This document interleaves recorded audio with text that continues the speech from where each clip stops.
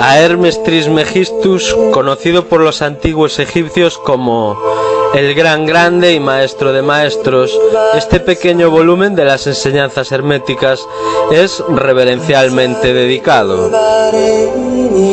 El Kybalión, capítulo 7. El todo en todo. Mientras que todo está en el todo, es igualmente cierto que el todo está en todo. Para aquel que verdaderamente entiende esta verdad, le ha venido un gran conocimiento. El Kybalión. ¿Cuán a menudo ha escuchado repetida la mayoría de la gente la afirmación de que su deidad, llamada por muchos nombres, era todo en todo, y cuán poco han sospechado la verdad oculta interna escondida por estas palabras descuidadamente pronunciadas? La expresión comúnmente usada es una supervivencia de la antigua máxima hermética acotada arriba. Como dice el Kybalión, para aquel que verdaderamente entiende esta verdad, le ha venido un gran conocimiento. Y siendo esto así, busquemos esta verdad, cuya comprensión tanto significa. En esta afirmación de la verdad, esta máxima hermética, está escondida una de las más grandes verdades filosóficas, científicas y religiosas. Os hemos dado la enseñanza hermética concerniente a la naturaleza mental del universo, la verdad de que el universo es mental sostenido en la mente del todo. Como dice el Kybalión en el pasaje arriba acotado, todo está en el todo. Pero notad también la afirmación correlacionada de que es igualmente cierto que el todo está en todo. Esta afirmación, aparentemente contradictoria, es reconciliable bajo la ley de la paradoja. Es más aún, una afirmación hermética exacta de las relaciones existentes entre el todo y su universo mental. Hemos visto cómo todo está en el todo. Examinemos ahora el otro aspecto del asunto. Las enseñanzas herméticas son al efecto que el todo es inmanente, esto es, permaneciendo dentro, inherente, residiendo dentro, en un universo, y en toda parte, partícula, unidad o combinación dentro del universo.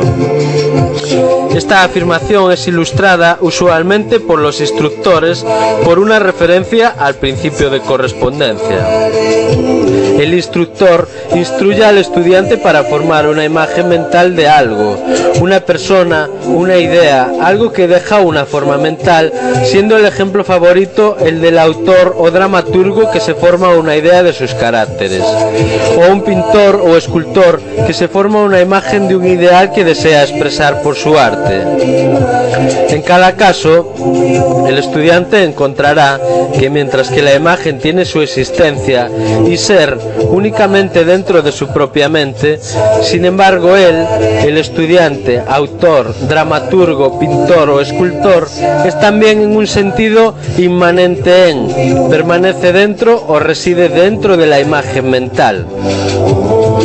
En otras palabras, la virtud entera, vida, espíritu de realidad en la imagen mental, se deriva de la mente inmanente del pensador. Considerad esto por un momento hasta que se capte la idea.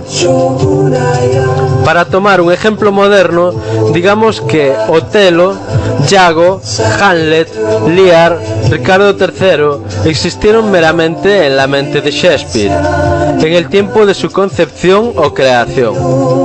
Y sin embargo, Shakespeare también existía dentro de cada uno de estos caracteres, dándole su vitalidad, espíritu y acción.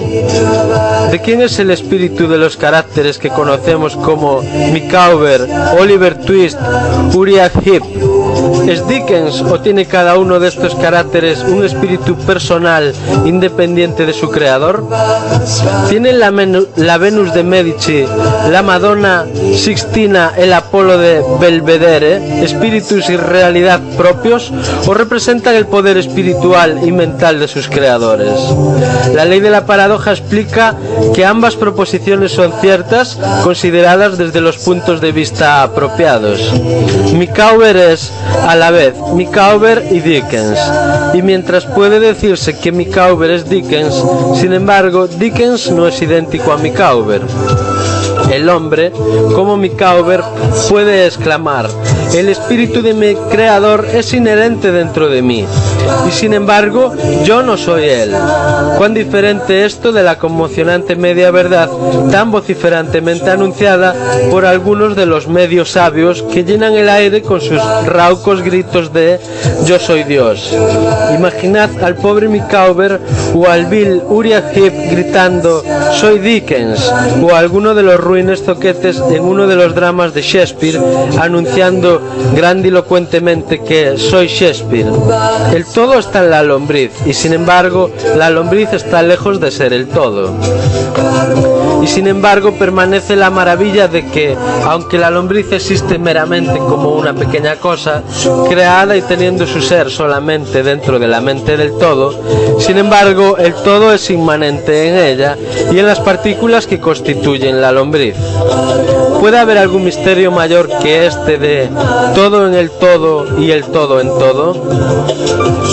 El estudiante comprenderá, desde luego, que las ilustraciones dadas arriba son necesariamente imperfectas e inadecuadas, pues representan la creación de imágenes mentales en mentes finitas, mientras que el universo es una creación de la mente infinita, y la diferencia entre los dos polos les separa. Y sin embargo, esta es meramente una cuestión de grado. El mismo principio es el que opera. El principio de correspondencia se manifiesta en cada uno. Como es arriba, es abajo. Como es abajo, es arriba. Y en el grado a la realización que obtenga el hombre de la existencia del espíritu interno inmanente dentro de su ser, así se elevará en la escala espiritual de la vida. Esto es lo que significa el desarrollo espiritual, el reconocimiento, la realización y la manifestación del espíritu dentro de nosotros. Tratad de recordar esta última definición, la del desarrollo espiritual. Contiene la verdad de la verdadera religión. Hay muchos planos del ser, muchos subplanos de vida, muchos grados de existencia en el universo, y todo depende del avance de los seres en la escala, de cuya escala el punto más bajo es la materia más densa, estando el más elevado separado únicamente por la más fina división del espíritu del todo. Y hacia arriba y hacia adelante, a lo largo de esta escala de la vida, todo se está moviendo. Todos están sobre el sendero, cuyo final es el todo. Todo progreso es un retornar al hogar. Todo va hacia arriba y hacia adelante, a pesar de todas las apariencias al parecer contradictorias. Tal es el mensaje de los iluminados. Las enseñanzas herméticas concernientes al proceso de la creación mental del universo son las de que al comienzo del ciclo creativo, el todo, en su aspecto de ser, proyecta su voluntad hacia su aspecto de devenir, y el proceso de creación comienza. Se enseña que el proceso consiste en el rebajamiento de la vibración hasta que se alcanza un grado bajísimo de energía vibratoria, en cuyo punto se manifiesta la forma de materia más densa posible. Este proceso es llamado la etapa de involución, en el que el todo se envuelve o arropa en su creación. Este proceso se cree por los hermetistas que tiene una correspondencia por el proceso mental de un artista, escritor o inventor que se arropa de tal modo en su creación mental que casi olvida su propia existencia, y el cual, por el tiempo dado, casi vive en su creación. Si en vez de arropado usamos la palabra absorto, quizás daremos una mejor idea de lo que se quiere dar a entender. Esta etapa involuntaria de creación es llamada a veces la efusión de la energía divina, igual que el estado evolutivo es llamado la absorción. El polo extremo del proceso creativo se considera que es el más apartado del todo, mientras que el comienzo de la etapa evolutiva se considera como el comienzo de la oscilación del retorno del péndulo del ritmo, una idea de volver al hogar sostenida en todas las enseñanzas herméticas.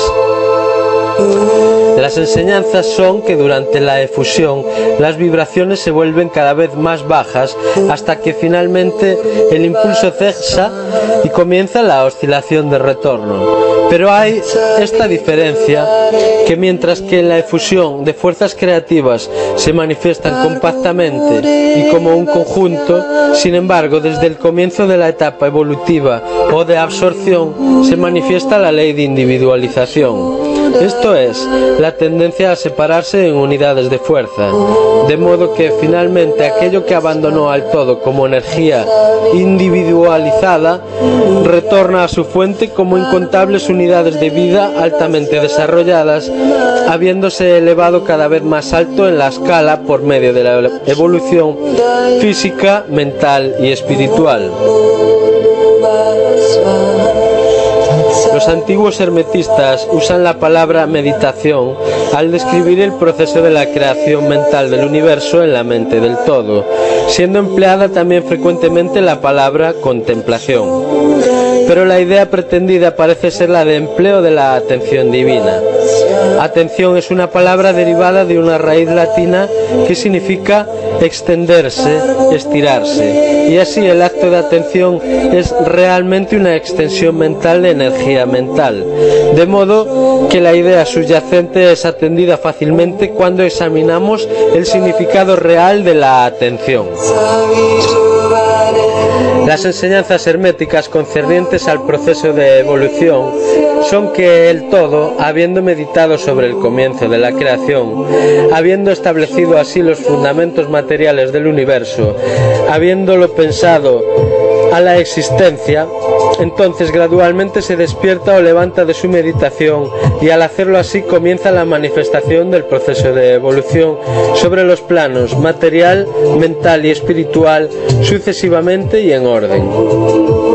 Así comienza el movimiento hacia arriba y todo comienza a moverse en dirección hacia el espíritu. La materia se vuelve menos densa, las unidades vienen al ser, las combinaciones empiezan a formarse, la vida aparece y se manifiesta en formas cada vez más elevadas y la mente se vuelve cada vez más en evidencia, volviéndose más elevadas constantemente las vibraciones. En breve, el proceso entero de evolución, en todas sus fases, comienza y procede de acuerdo con las leyes establecidas del proceso de absorción. Todo esto ocupa eones sobre eones del tiempo del hombre, conteniendo cada eón incontables millones de años, y sin embargo los iluminados nos informan que la creación entera, incluyendo involución y evolución de un universo, no es sino como el parpadeo de un ojo para el todo. Al final de incontables ciclos de eones de tiempo, el todo retira su atención, su contemplación y meditación del universo, pues la gran obra está acabada y todo es atraído adentro del todo de donde emergió.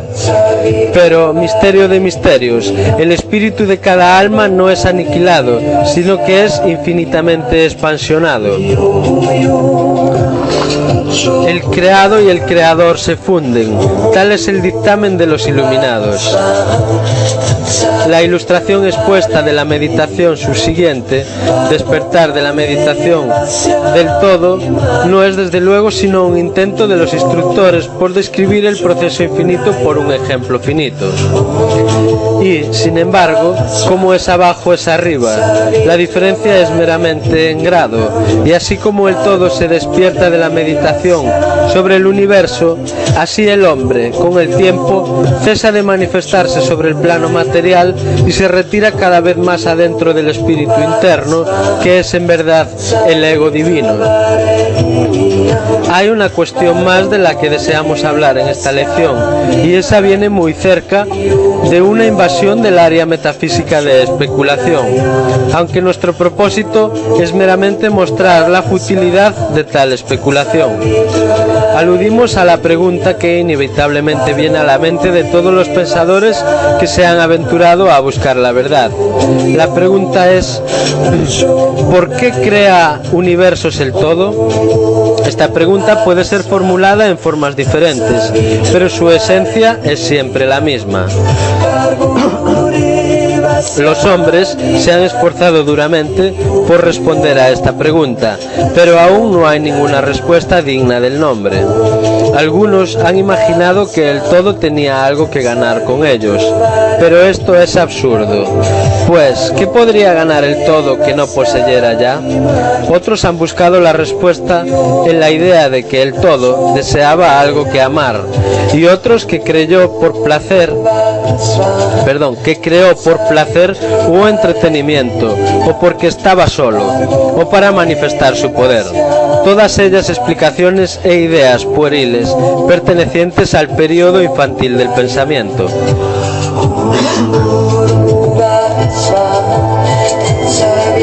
Otros han buscado explicar el misterio, asumiendo que el todo se encontró compelido a crear en razón de su propia naturaleza interna, su instinto creativo.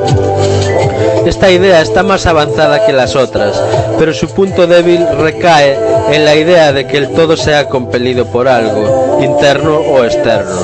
Si su naturaleza interna o instinto creativo lo compelió a hacer algo, entonces la naturaleza interna o instinto creativo sería el absoluto en vez del todo, y por tanto, acordemente, esta parte de la proposición cae.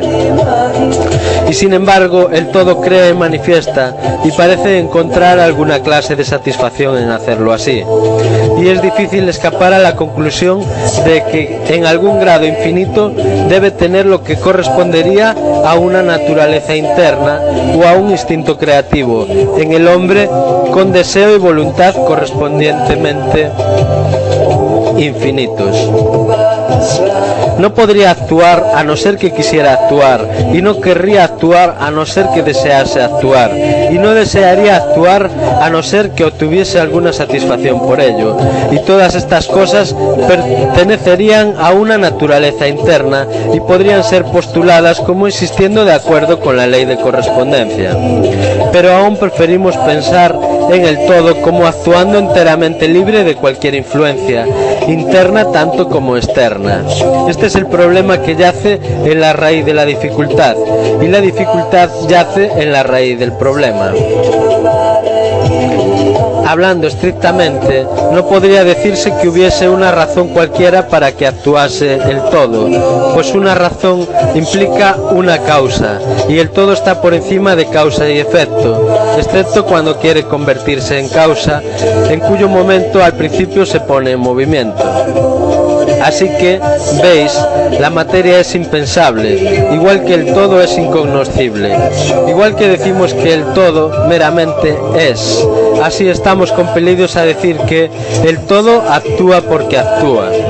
Al final del todo, el todo es toda razón en sí mismo, toda ley en sí mismo, toda acción en sí mismo, y puede decirse de modo plenamente cierto que el todo es su propia razón, su propia ley, su propio acto, o aún más lejos, que el todo, su razón, su acto, su ley son uno, siendo todos nombres para la misma cosa. En la opinión de aquellos que os están dando las lecciones presentes, la respuesta está encerrada en el ser interno del todo, junto con su secreto de existencia. La ley de correspondencia, en nuestra opinión, se extiende solo hasta ese aspecto del todo, del que puede hablarse como el aspecto de devenir.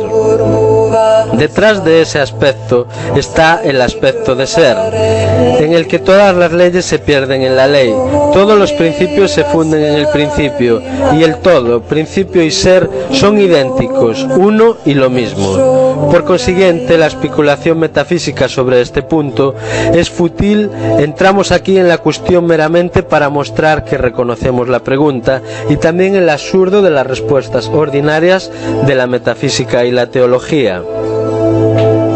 En conclusión, puede ser de de interés para nuestros estudiantes saber que mientras que algunos de los instructores herméticos antiguos y modernos se han inclinado más bien en la dirección de aplicar el principio de correspondencia a la cuestión con el resultado de la conclusión de la naturaleza interna, sin embargo las leyes dicen que Hermes el Grande, cuando se le formuló esta pregunta por sus estudiantes avanzados, le respondió apretando sus labios fuertemente y firmemente, y no diciendo una palabra, indicando que no había respuesta. Pero también podía haber pretendiendo aplicar el axioma de su filosofía de que los labios de la sabiduría están cerrados, excepto para los oídos del entendimiento, creyendo que incluso sus estudiantes avanzados no poseían el entendimiento que les titulaba para la enseñanza. En cualquier caso, si Hermes poseyó el secreto, dejó de impartirlo, y por lo menos en lo que al mundo concierne, los labios de Hermes están cerrados al respecto, y donde el gran Hermes vaciló en hablar, ¿qué mortal puede osar enseñar? Pero recordad que cualquiera que sea la respuesta a este problema, si es que en verdad hay una respuesta, permanece la verdad de que, mientras que todo está en el todo, es igualmente cierto que el todo está en todo. La enseñanza en este punto es enfática y podemos añadir las palabras concluyentes de la acotación. Para aquel que verdaderamente entiende esta verdad, le ha venido un gran conocimiento. Con mis mejores deseos de paz profunda, en Lux Frater Caligel.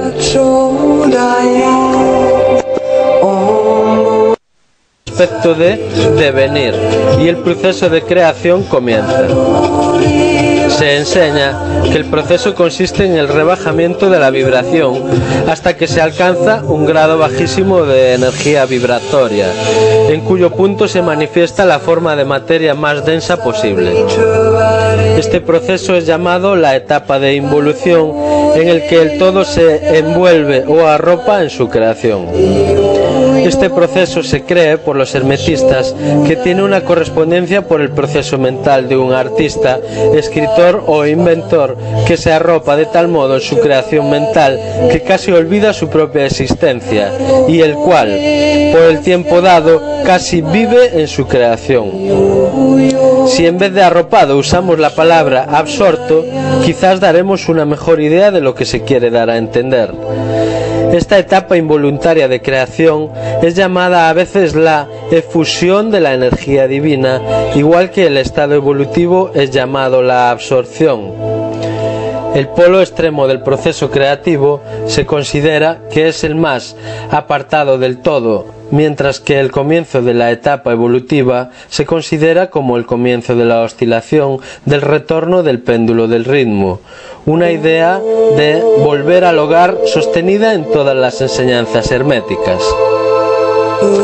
Las enseñanzas son que durante la efusión las vibraciones se vuelven cada vez más bajas hasta que finalmente el impulso cesa y comienza la oscilación de retorno. Pero hay esta diferencia, que mientras que en la efusión de fuerzas creativas se manifiestan compactamente y como un conjunto, sin embargo desde el comienzo de la etapa evolutiva o de absorción se manifiesta la ley de individualización. Esto es, la tendencia a separarse en unidades de fuerza, de modo que finalmente aquello que abandonó al todo como energía individualizada retorna a su fuente como incontables unidades de vida altamente desarrolladas, habiéndose elevado cada vez más alto en la escala por medio de la evolución física, mental y espiritual. Los antiguos hermetistas usan la palabra meditación al describir el proceso de la creación mental del universo en la mente del todo, siendo empleada también frecuentemente la palabra contemplación. Pero la idea pretendida parece ser la de empleo de la atención divina. Atención es una palabra derivada de una raíz latina que significa extenderse, estirarse, y así el acto de atención es realmente una extensión mental de energía mental, de modo que la idea subyacente es atendida fácilmente cuando examinamos el significado real de la atención. Las enseñanzas herméticas concernientes al proceso de evolución son que el todo, habiendo meditado sobre el comienzo de la creación, habiendo establecido así los fundamentos materiales del universo, habiéndolo pensado a la existencia, entonces gradualmente se despierta o levanta de su meditación y al hacerlo así comienza la manifestación del proceso de evolución sobre los planos material, mental y espiritual sucesivamente y en orden. Así comienza el movimiento hacia arriba y todo comienza a moverse en dirección hacia el espíritu. La materia se vuelve menos densa, las unidades vienen al ser, las combinaciones empiezan a formarse, la vida aparece y se manifiesta en formas cada vez más elevadas y la mente se vuelve cada vez más en evidencia, volviéndose más elevadas constantemente las vibraciones. En breve, el proceso entero de evolución, en todas sus fases, comienza y procede de acuerdo con las leyes establecidas del proceso de absorción. Todo esto ocupa eones sobre eones del tiempo del hombre, conteniendo cada eón incontables millones de años, y sin embargo los iluminados nos informan que la creación entera, incluyendo involución y evolución de un universo, no es sino como el parpadeo de un ojo para el todo.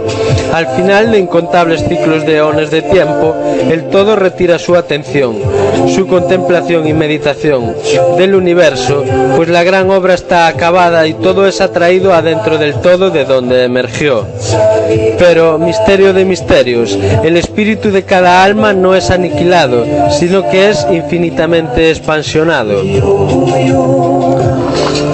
El creado y el creador se funden, tal es el dictamen de los iluminados. La ilustración expuesta de la meditación subsiguiente, despertar de la meditación del todo, no es desde luego sino un intento de los instructores por describir el proceso infinito por un ejemplo finito.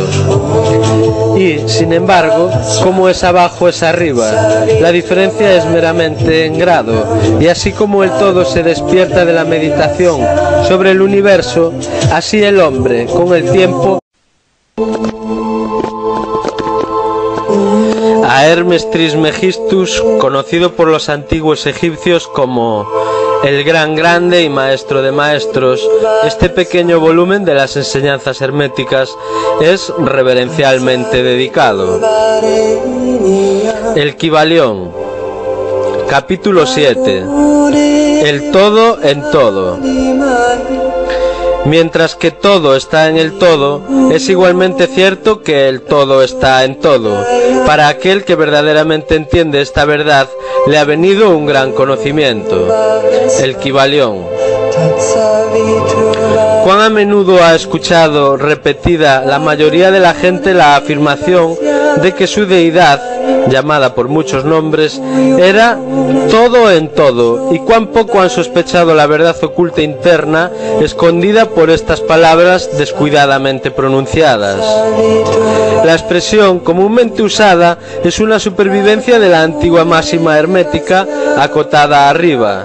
Como dice el Kybalión, para aquel que verdaderamente entiende esta verdad, le ha venido un gran conocimiento. Y siendo esto así, busquemos esta verdad, cuya comprensión tanto significa. En esta afirmación de la verdad, esta máxima hermética, está escondida una de las más grandes verdades filosóficas, científicas y religiosas. Os hemos dado la enseñanza hermética concerniente a la naturaleza mental del universo, la verdad de que el universo es mental sostenido en la mente del todo. Como dice el Kybalión en el pasaje arriba acotado, todo está en el todo. Pero notad también la afirmación correlacionada de que es igualmente cierto que el todo está en todo. Esta afirmación, aparentemente contradictoria, es reconciliable bajo la ley de la paradoja. Es más aún, una afirmación hermética exacta de las relaciones existentes entre el todo y su universo mental. Hemos visto cómo todo está en el todo. Examinemos ahora el otro aspecto del asunto. Las enseñanzas herméticas son al efecto que el todo es inmanente, esto es, permaneciendo dentro, inherente, residiendo dentro, en un universo, y en toda parte, partícula, unidad o combinación dentro del universo. Esta afirmación es ilustrada usualmente por los instructores por una referencia al principio de correspondencia. El instructor instruye al estudiante para formar una imagen mental de algo, una persona, una idea, algo que deja una forma mental, siendo el ejemplo favorito el del autor o dramaturgo que se forma una idea de sus caracteres, o un pintor o escultor que se forma una imagen de un ideal que desea expresar por su arte. En cada caso, el estudiante encontrará que mientras que la imagen tiene su existencia y ser únicamente dentro de su propia mente, sin embargo él, el estudiante, autor, dramaturgo, pintor o escultor, es también en un sentido inmanente en, permanece dentro o reside dentro de la imagen mental. En otras palabras, la virtud entera, vida, espíritu de realidad en la imagen mental, se deriva de la mente inmanente del pensador.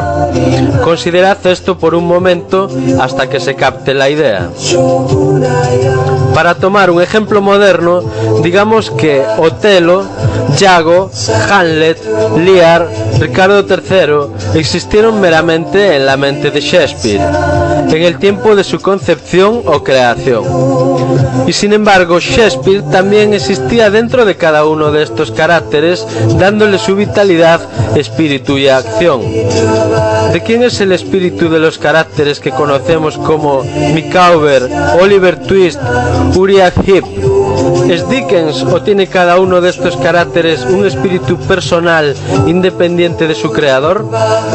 ¿Tienen la Venus de Medici, la Madonna Sixtina, el Apolo de Belvedere, espíritus y realidad propios, o representan el poder espiritual y mental de sus creadores?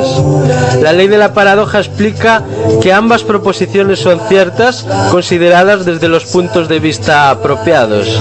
Micawber es a la vez Micawber y Dickens, y mientras puede decirse que Micawber es Dickens, sin embargo Dickens no es idéntico a Micawber. El hombre, como Micawber, puede exclamar: el espíritu de mi creador es inherente dentro de mí, y sin embargo yo no soy él.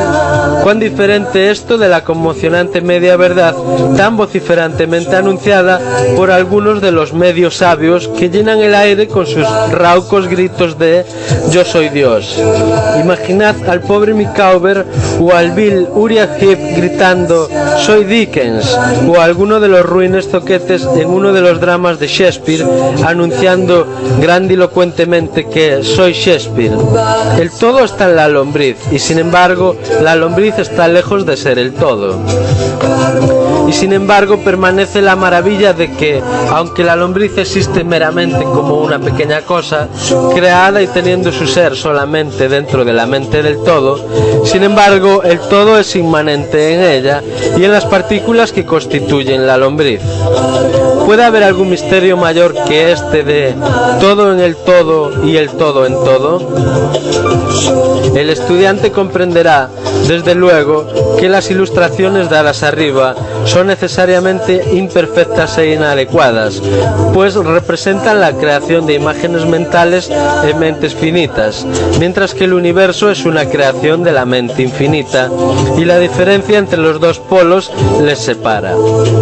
Y sin embargo, esta es meramente una cuestión de grado.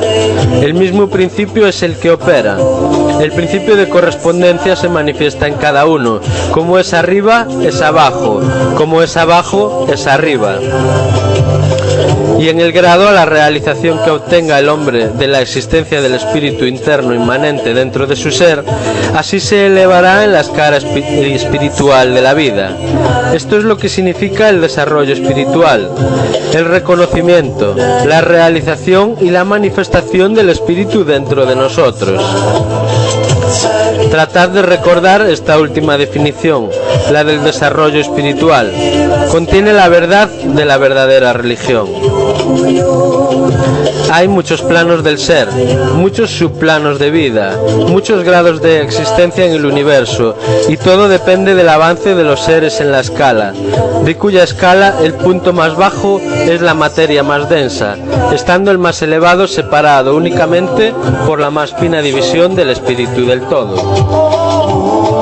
Y hacia arriba y hacia adelante, a lo largo de esta escala de la vida, todo se está moviendo. Todos están sobre el sendero, cuyo final es el todo. Todo progreso es un retornar al hogar. Todo va hacia arriba y hacia adelante, a pesar de todas las apariencias al parecer contradictorias. Tal es el mensaje de los iluminados. Las enseñanzas herméticas concernientes al proceso de la creación mental del universo son las de que al comienzo del ciclo creativo, el todo, en su aspecto de ser, proyecta su voluntad hacia su